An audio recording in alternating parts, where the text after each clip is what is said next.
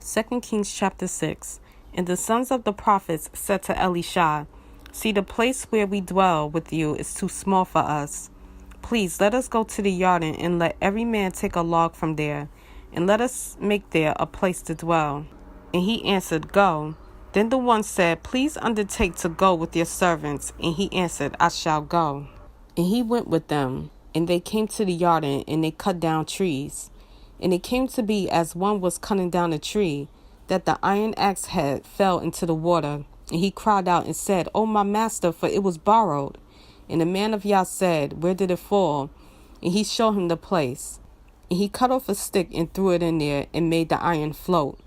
And he said, Pick it up. And he reached out his hand and took it. And the sovereign of Aram was fighting against Israel, and took counsel with his servants, saying, My camp is in such and such place. And the man of Yah sent to the sovereign of Israel, saying, Be on guard, do not pass this place, for the Arameans are coming down there. And the sovereign of Israel sent to the place of which the man of Yah had spoken to him, and warned him, so that he was on guard there, not once and not twice.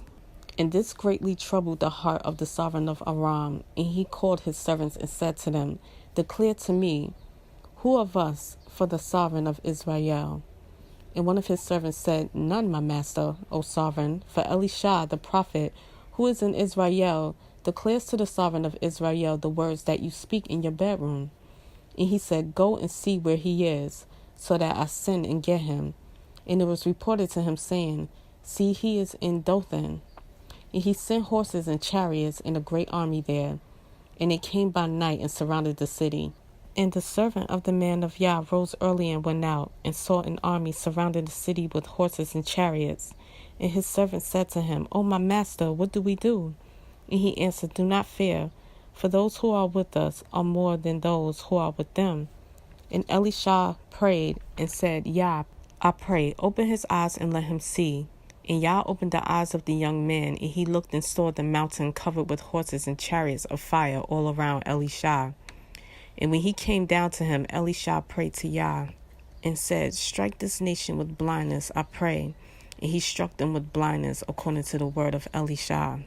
And Elisha said to them, This is not the way, nor is this the city. Follow me, and let me bring you to the man whom you seek.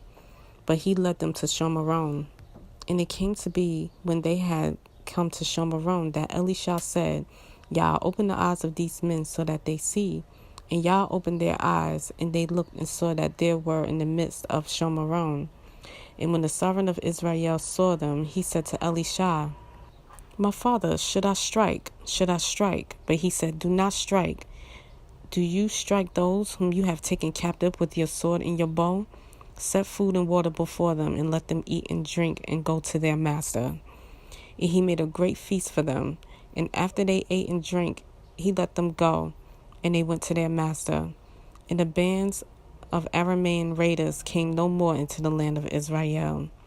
And after this, it came to be that Ben-Hadad, the sovereign of Aram, mustered all his army, and went up and besieged Shomaron. And there was a great scarcity of food in Shomaron.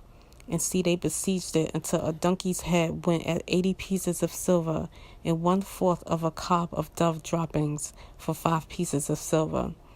And it came to be, as the sovereign of Israel was passing by on the wall, a woman cried out to him, saying, Help, my master, O sovereign. And he said, If Yah does not help you, where do I find help for you? From the threshing floor or from the winepress? And the sovereign said to her, What is troubling you?